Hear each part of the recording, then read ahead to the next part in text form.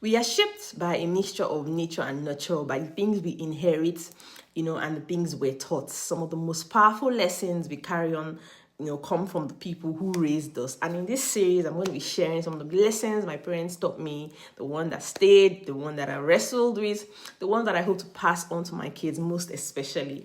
Let me know if any of this resonates with you. And if you're open to it, I'd love to hear the lessons your parents taught you. If you haven't watched part 1, 2, and 3, do go watch it. Thank you for being here. Consider subscribing if you found this enlightening or educative. And you can also share your story to me if you follow me on Instagram at Parenting Community, and I'll share it on my Instagram, on my YouTube channel. We're all here to learn. We can learn a thing or two from you. The fourth lesson my parents taught me and that I'm passing on to my children is don't place people on a high pedestal above yourself, irrespective of their status, irrespective of their, I don't know the right word to use, but don't place people or their position, but don't place people in high pedestal. So, so there's a story. So, I went to, as a family, we go to a Methodist church in Port Harcourt, and so we go to church, and come back home as a family and all that. But as I grew, I went to university. I started going to like Pentecostal church just near my house. And in these Pentecostal churches, when you go, the pastors and pastors' wives are being called like mama, papa. I wasn't raised like to do that.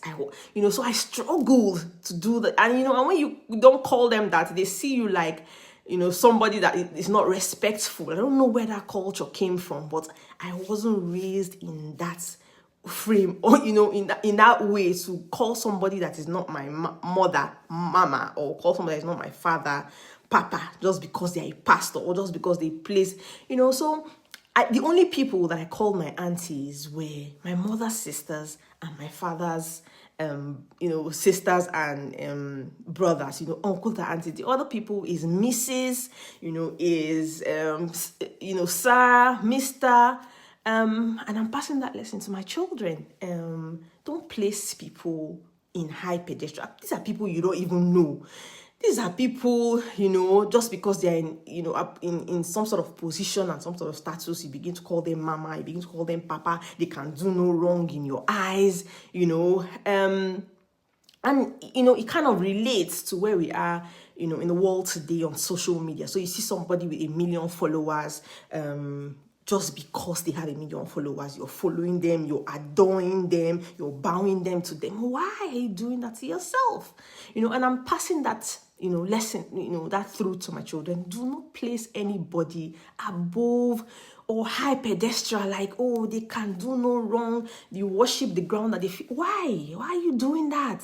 I don't do that. You can't catch me doing that. If I see somebody doing something well, I appreciate you on that note and I go my way. I'm not going to come and start praising you because we don't even know what people do behind closed doors. We just see, what they do in the light and what they post, and then people go and then, so I'm fans of some people, musicians, but I cannot die. You know how people die for like Michael Jackson? I cannot die for Michael Jackson.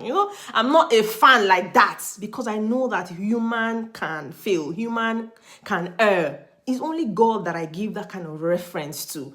And the people that I know, like my parents, so my parents are my role models. I don't go and see somebody online that I've never met and start to adore you and start to, I can listen to you, I can take advices from you, I can take wisdom from you, but to place you on some sort of high pedestal, you're not going to catch me there. And, that's how I've lived all my life. And the people, that I eventually started to call like mama in the church that I used to attend were much older women, and they played a huge role in my growth, and when I used to come back from Uniport, that time I used to be in the choir, so I'll come from school, sing, they nurtured me, they cared for me, and that's one of the reasons why, I'm in the field where I am, like mentoring children, because I saw the the huge part it played in how I how I became. People cared for me. All the people, they were not my moms, they were not my like direct aunties, and I still keep in touch with those women, and I still pay them some sort of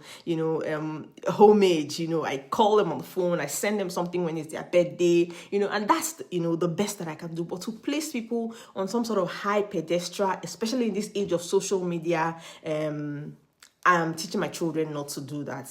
I'm teaching my children not to do that. And it was a lesson that my parents taught me. Not just the lesson that they taught me. I just saw how they were raised, and the church we went to and the places where we went to. We're not exposed to all these, things early in life. And it has helped me. And I think one of the things that really cost that thing a lot is poverty. So because people want something from people placed higher than them, they start to kind of worship them, and then it puts them in a place where they see no wrong, they can do no wrong. That's not me, and I'm teaching my children not to do that. And I mean, where we are now is even helping us. You don't place people on pedestal that you don't know, so that's the fourth lesson that I'm teaching. My parents taught me, and I'm passing on to my children. Let me know what you think. Do you place people on high pedestal? And how do you see this? So tell me in the comments, and I'll see you in the fifth lesson. Bye.